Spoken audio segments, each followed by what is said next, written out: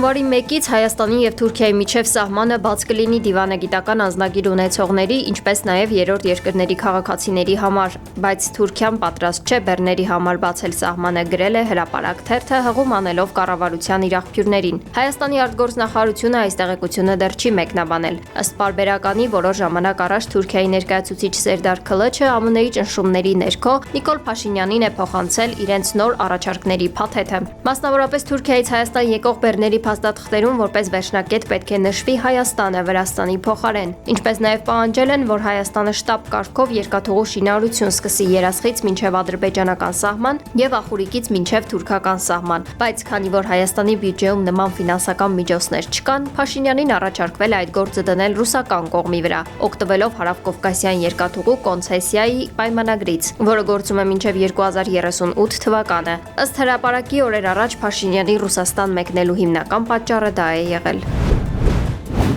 Նիկոլ Փաշինյանը ներկա կգտնվի Կիրակի Գառնիի Սուրբ Աստվածածին եկեղեցու մատուցվող պատարագին։ Նա հայտնել է սոցցանցի իր էջերում տարածած տեսանյութում։ Փաշինյանի խոսքով իրեն դիմել են հարցով, թե արդյոք թույլատրելի է տարբեր եկեղեցիներում ամենայն հայոց կաթողիկոսի անունը լսելիս հենց այդ պահին բողոք արտահայտելը։ Վարչապետը պատասխանել է. Այո, նման բան կարելի է եւ թույլատրելի է, որովհետեւ դա լեգիտիմ ակնկալիք է, որ այն մարդիկ, ովքեր իրենց հայտարարել են որպես վեհ եւ որպես որոշակի կանոններով ապրող մարդիկ եւ չեն կատարել դա, չեն կատարում դա եւ չեն էլ պատրաստվում առերեսվեն այս փաստի հետ, մենք հայաստանյան ծառայելական Սուրբ եկեղեցու հետևորդներս պետք է ոչ միայն վերաբերմունք ձևավորենք այդ փաստի առիթով, այլև պետք է արտահայտենք այդ վերաբերմունքը եւ ի վերջո այդ վերաբերմունքից բխող գործնական արդյունքների հասնենք։ Երևանում այսօր տեղի է ունեցել խոշոր ավտովթար։ Գիշերը Կոմիտասի պողոտա եւ Վաղարշյան փողոցի խաչմերուկում միանգամից բախվել է 6 մեքենա։ Վթարի հետևանքով 5 անձ, որից 2-ը երեխա, տեղափոխվել է հիվանդանոց։ Վարորդները եղել են սթափ, դեպքով նախաձեռնվել է քրեական վարույթ։ Հայաստանի ավտոճանապարհները հիմնականում անցանելի են, հայտնել է Փրկարար ծառայությունը։ Սպիտակի, Թումանյանի, Աբովյանի, Սևանի, Աշոտքի, Եղեգնաձորի, Վայքի, Սիսյանի եւ Մեղրիի տարածաշրջաններում տեղում է ձյուն։ Փակեն Արագածոտնի մարզում Ամբերտ բարձրլեռնային օդերևութաբանական կայանից Ամբերտ ամրոց եւ Քարիլիչ տանող ավտոճանապարհները։ Վարդենյաց Լեռնանցքը դժվար անցանելի է կցորդով տրանսպորտային միջոցների համար։ Միջպետական եւ հարաբետական նշանակության բոլոր ավտոճանապարհները բաց են։ Ստեփանձմինդալարս ավտոճանապարհը փակ է բեռնատարների համար։ Ճապոնիայում ձնաբքի պատճառով 50 մեքենաներ մերկասառույցի վրա բախվել են իրար։ Զոհվել է 2, վիրավորվել 26 մարդ։ Բախման հետևանքով մեքենաներից մի քանիսը բռնկվել են։ Կրակը մարվել է ավելի քան 7 ժամ անց։ Հրդեհի ստուժածներ չեն եղել։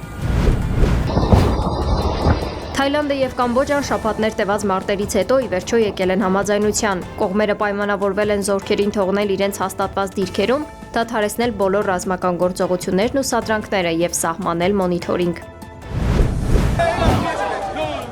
Գանայի Հո քաղաքում զինված դիմակավորված անձին կրակ են բացել կենտրոնական մզկիթում աղոթքի նախապատրաստվող հավատացյալների վրա։ Կրակոցների հետևանքով առնվազն 11 մարդ է վիրավորվել։ Տեղի բնակիչներն ու կրոնական առաջնորդները միջադեպը կապում են Վոլտաշրջանի մուսուլմանական համայնքում տարիներ շարունակվող ներքին վեճի հետ, որը վերաբերում է մզկիթի եւ համայնքի ղեկավարությանը։ Վեճը ըստ տեղացիների շարունակվում է ավելի քան 1 տասնամյակ եւ կապված է իմամության շուրջ իշխանության հարցի հետ։ Իսրայելի վարչապետ Բենյամին Նեթանյահուն հայտարարել է, որ Իսրայելը պաշտոնապես ճանաչում է Սոմալիլենդի հանրապետությունը եւ նրա ինքնորոշման իրավունքը։ Սոմալիլենդի նախագահին լուրը հայտնել է հեռախոսազրույցի ժամանակ, նշելով, որ ճանաչման փաստաթուղթը ստորագրում է հենց զրույցի պահին։ Նեթանյահուն սովորակել է որպես պատմական իրադարձություն, ընդգծելով, որ կտեղեկացնի Դոնալդ Թրամփին Աբրահամի համաձայնագրերին միանալու Սոմալիլենդի պատրաստակամության մասին։ Աբրահամի համաձայնագրերը ստորագրվել են Իսրայելի, Արաբական Միացյալ Էմիրությունների եւ Բահրեյնի միջև արաբա-իսրայելական հարաբերությունների կարգավորման նպատակով։ Այս համաձայնագրերով են արաբական երկրները ճանաչել Իսրայելի ինքնիշխանությունը, թույլ տալով լիարժեք դիվանագիտական հարաբերություններ հաստատել։ Իտալիայի Պրատո Նևոսոյ լեռնադահուկային հանգստավայրում վերջին օրերին գրանցվել է ձյան ռեկորդային բարձր ցուցանիշ։ 24 ժամվա ընթացքում տեղացել է մոտ 1.5 մետր ձյուն։ Հանգստավայրում ձյան ընդհանուր քանակը հասել է մոտ 3 մետրի, ինչը այս եղանակին Եվրոպայում ամենաբարձր ցուցանիշն է։